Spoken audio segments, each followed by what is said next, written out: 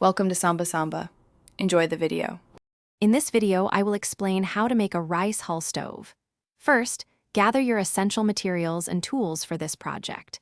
We'll cover the basic design, ensuring you understand how airflow and fuel containment work together.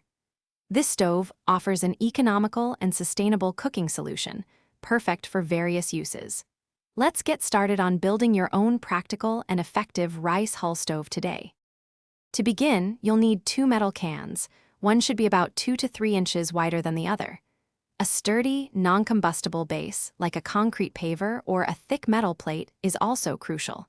For tools, have tin snips, a permanent marker, and a drill with a small bit ready. These items are readily available and form the core of your stove's structure. Start by removing the bottom of your larger can and drilling several small air holes around its lower edge.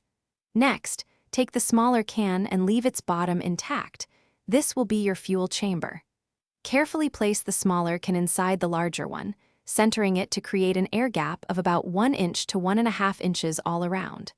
This gap is vital for efficient combustion.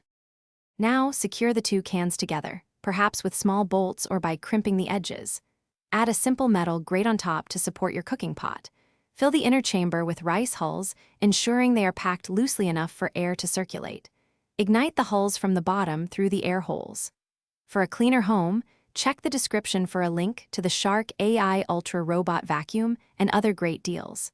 Enjoy your new, efficient rice hull stove. Thanks for watching. Consider subscribing if we helped you.